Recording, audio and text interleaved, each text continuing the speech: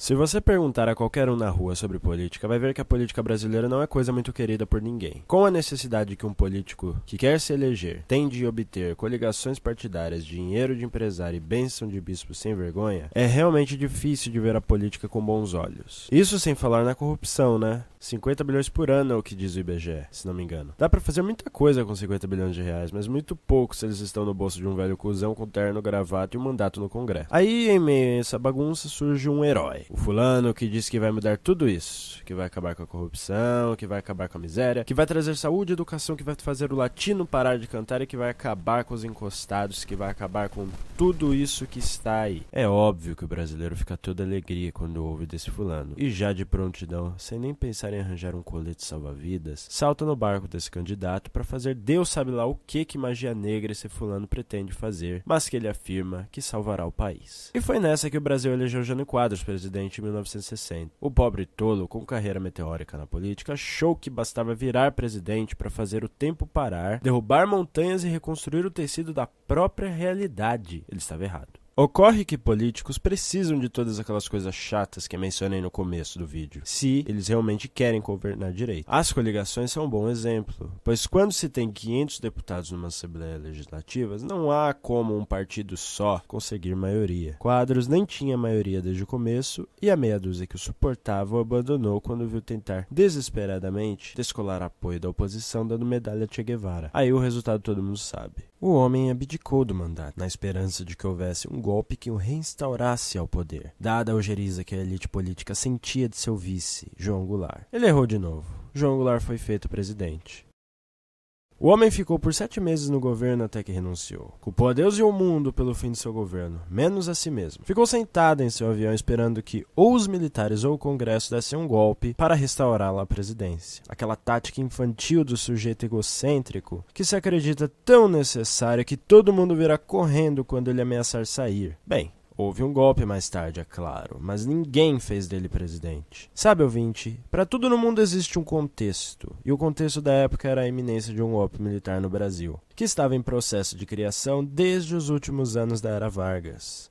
Pode-se dizer que o pepino político de Quadros é uma das razões para ter-se havido um golpe militar no Brasil. Depois de Quadros, veio Collor, mesmo discurso, mesmo suporte no Congresso, mesmo ego, mesma política desvarada e sofreu impeachment. Collor hoje só se elege pelo Alagoas. Sabe-se Deus lá por quê, não parece que ele fez muita coisa pelo Alagoas. E Quadros é morto, mas eles estão hoje redivivos na mais nova estrela candidata à presidência, a senhora Marina Silva. E em crise, tendo-se em vista que Marina e a cúpula do PSB não se dão bem. Ego messiânico, programa de governo que deve ser escrito a lápis de tanto que muda e assim por diante. O primeiro deu golpe, o segundo deu impeachment. O que será que vai dar nesse daqui? O pior é que nem sequer pode se afirmar o que Marina vai fazer como presidente. A primeira campanha dela professava apoio à causa LGBT, com a criminalização da homofobia e o casamento gay. Mas bastaram 3 tweets de Silas Malafaia para isso ir pro brejo. A mesma coisa se deu para o agronegócio, que em seu programa perderia terras para a reforma agrária caso não fosse produtivo. Mas aí o agronegócio pressionou e Marina cedeu. E cedeu de novo, para reduzir os critérios que julgam o trabalho escravo, prometendo retirar expressões como jornada exaustiva e condições degradantes.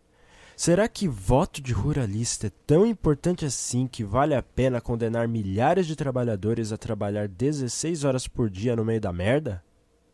Marina se porta não como candidata, mas como aquela menina sem graça do ensino primário que fica correndo atrás dos mais velhos tentando entrar pro grupinho descolado deles. E um dos que ela gosta tanto de agradar é Neca Setúbal, para quem Marina deita e rola, se finge de morta e late para agradar. Neca Setúbal é da família dos donos do Banco Itaú, que deve 18 bilhões à Receita Federal.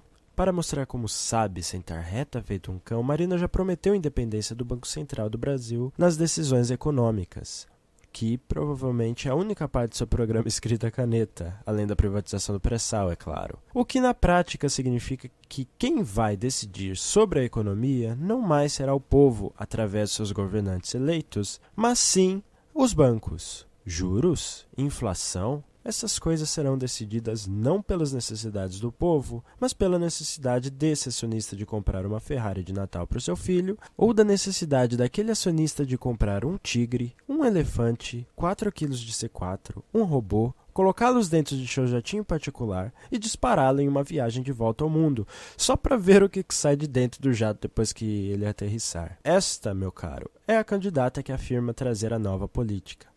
Mas algo disso soa como nova política para você? E que tal Palanque com Geraldo Alckmin? E Bornhausen, que foi senador biônico durante a ditadura militar? Não tem nada de muito novo aí.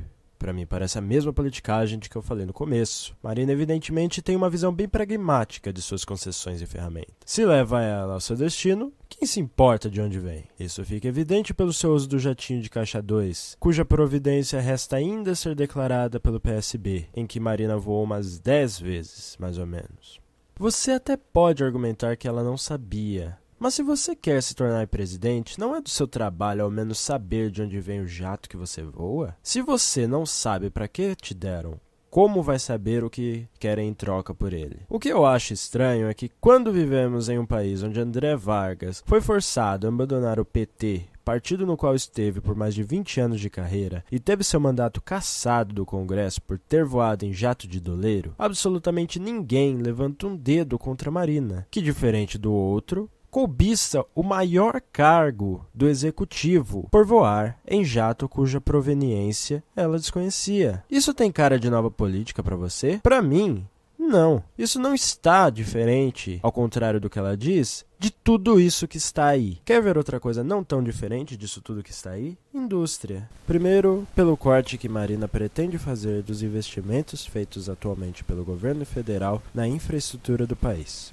Segundo, pela decisão de suportar apenas empresas grandes, com dinheiro do BNDES, e terceiro e mais importante pela ameaça ao pré-sal e à Petrobras que Marina representa. O corte dos programas do PAC viria como esforço para sustentar o tripé econômico, que na retórica fala de coisas bonitas, como rentabilidade e controle inflacionário, mas na prática se dá pelo corte de investimentos sociais que beneficia quem realmente precisa do governo. Ou seja, os mais pobres. Vem também com arroxo salarial, contrário à atual situação em que o salário cresce acima da inflação, e desemprego rompante, para pagar a dívida e alimentar o sistema financeiro enquanto você passa fome. Isso, pareado à política de empréstimos do BNDES apenas às empresas mais ricas e à independência do Banco Central, levaria à desindustrialização do Brasil, pois o governo federal trataria de investir apenas naquilo que já se pode produzir no Brasil, ao contrário de produzir coisas novas que são muito mais rentáveis ao longo prazo. Isso é tudo que está aí, meu caro. E nada disso é nova política. Muito pelo contrário. Isso é um retorno ao Brasil colônia, que só existia para ser saqueado por pau-brasil e vender açúcar para a metrópole. Não acredita? Pois então por que outro motivo Marina afirmaria que vai deixar 20 trilhões e 400 bilhões de reais em petróleo no fundo do mar, abandonando o pré-sal? Abandonar, por assim dizer, é claro, né? A prática de desencorajar o pré-sal veio para estimular contribuições à sua campanha. No entanto, na tentativa de alcançar a presidência, Marina pode acabar destruindo a Petrobras e privatizando o pré-sal. Qualquer idiota sabe que petróleo é o bem mais valioso do planeta, não à toa sendo apelidado de ouro negro. Você, espectador, acha que essa fortuna iria ficar lá no fundo do mar? Não.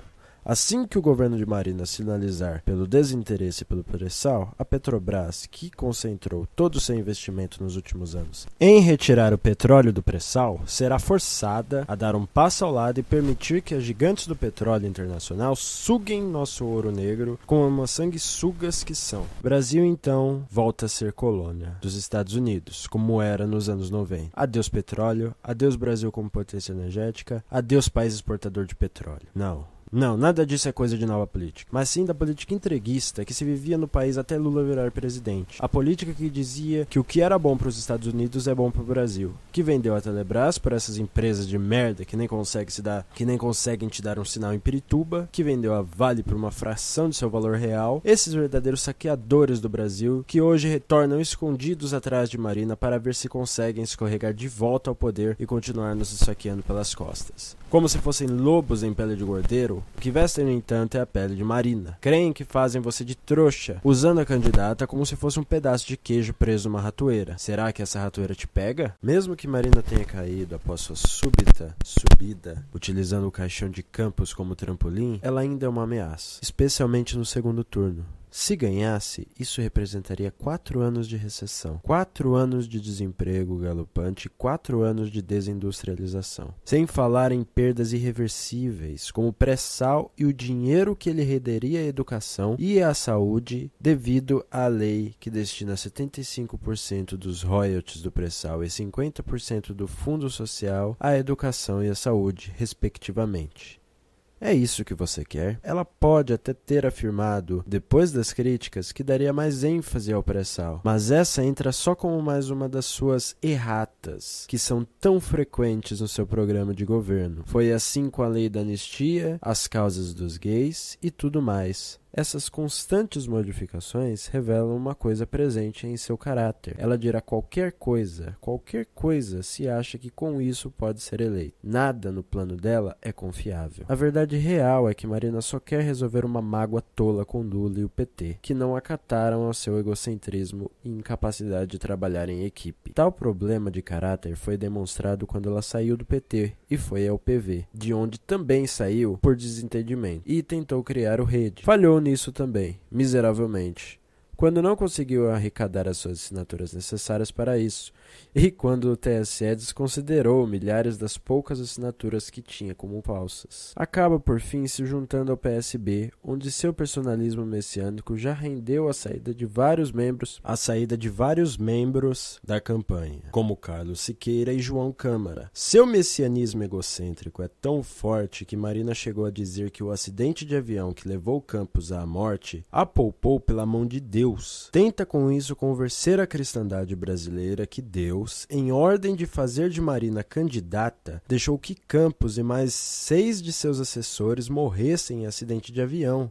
Marina não traz à mesa uma proposta de revolução ao sistema político brasileiro. Não, essa proposta veio com o Lula e com o PT. O que se tem de Marina é uma contra-revolução do sistema político e econômico. Um passado onde a inflação beirava os 12%, onde hoje tem uma média no governo Dilma de 5,5%. Um passado de desemprego de quase 13%, onde hoje se vê uma situação de pleno emprego no país. O governo petista, com todos os seus tropeços, tirou 35 milhões de pessoas da miséria com o Bolsa Família, a política de valorização do salário mínimo e os projetos do PAC, que garantiu a melhora da saúde com os royalties do pré-sal e os investimentos crescentes do SUS, que construiu mais universidades federais em um mandato de Lula que em toda a história do Brasil. É por esses e outros motivos que o Brasil precisa do PT e de Dilma que continue na presidência, sendo o PT a única chance da população de ver instalada uma verdadeira nova política no Brasil, através do fim do financiamento privado de campanha e da regulação dos meios de comunicação, bandeiras defendidas por Dilma. O PT é uma ferramenta do brasileiro para conseguir a verdadeira emancipação e deve ser utilizado ao máximo enquanto seu valor durar. E ainda é muito cedo para essa revolução, que se iniciou há apenas 12 anos, ser interrompida em uma aventura emocional que é Marina Silva. Eu rogo ao povo brasileiro, não vote em Marina, e sim em Dilma. Marina é um buraco negro que vai levar esse país ao desastre. E Dilma, por mais sono que seus discursos deem, é ainda a melhor estatista que este país oferece atualmente. E a melhor chance do Brasil, já adotando o jargão do PT, de continuar mudando.